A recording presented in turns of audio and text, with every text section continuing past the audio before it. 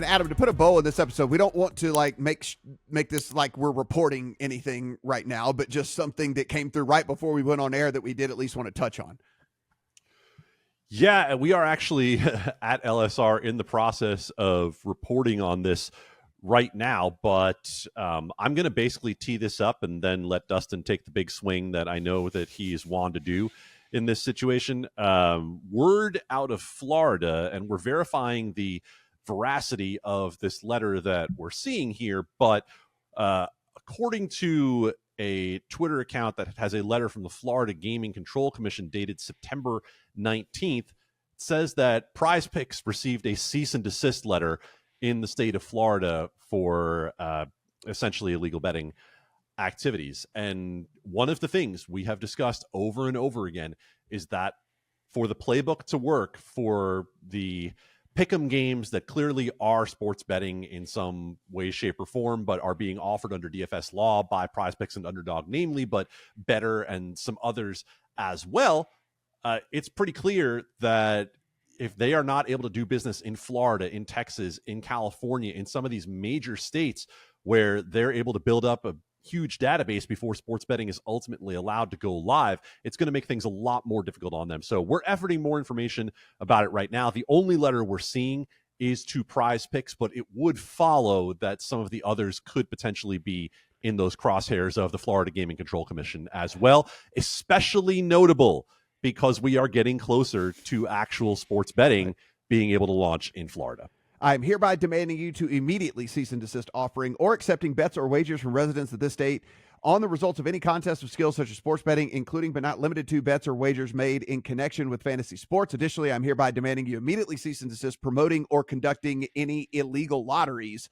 And it goes on and on from there, Dustin. Of course, the reason this is so incredibly not only timely as Adam just mentioned from maybe the launch of sports betting actually happening in Florida, but two, it is one of the major big states we talk about, of course, California and Texas being the other one that does not have legal sports betting as of today anyway. And so being able to offer this was just a huge bonus for these companies outside of, the DraftKings and FanDuels and MGMs and Caesars of the world. Yeah, I mean, the big thing is we've seen the DraftKings and FanDuels are in many places getting surpassed. In the places where we have data about fantasy sports contests, PrizePicks at least is surpassing them in a handful of states. And this is Florida. Again, it's not. We have to mention this is one of the largest states that doesn't have sports betting at all.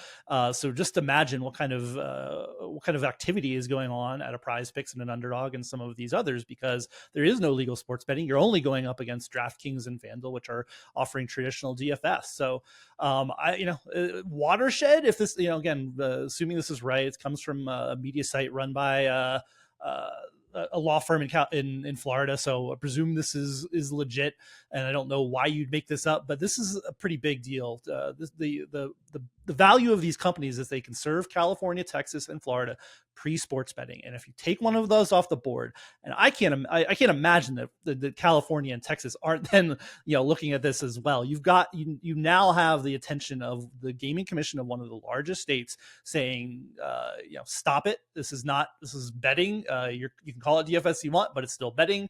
Next steps, who knows? You got to imagine there's some crisis rooms, virtual rooms happening right now across these companies. I'd imagine they have to think about pulling out, or is some kind of injunctory relief. Again, not a lawyer, but there's a lot going on here, and this is the survival of these companies. I think right now, again, you could still serve California and Texas, but is that how much longer, and how much? And this is what always in the background. How much longer are payment processors going to say? Be on board with this, because that's if you shut down the ability to take payments on this stuff because of they get some cold feet about this is a gaming regulator saying this is gambling, then I think then there's going to be some hard questions and some problems for these companies moving forward. Adam, we lived through the days of, is DFS legal? Like hotly debated the legalities of daily fantasy sports. We came to an agreement, that, okay, it's legal under this, but it was, hey, look, it is pretty far from sports wagering. And so that was kind of like the agreement that was made amongst everybody involved, right? It's like, this is still pretty far from sports betting. I mean, like, this is, you're picking some dudes and then they're going out and you're getting points for if they get a touchdown or not. it's a little bit different with what's going on here. And so now I think some of these states, as it becomes a little bit more evident, right? I mean, like I said, I got served an ad during Monday Night Football. You know, I mean, like that's serious, spending some serious cash. And I don't know if that's going to be to the detriment of these guys when it's all said and done, that you put yourself out there in front of people a little bit more. But as certainly they get bigger, we're getting one of those deals where these states, I think, are going to start paying more attention. So I think it's a simple way to break it down to say this.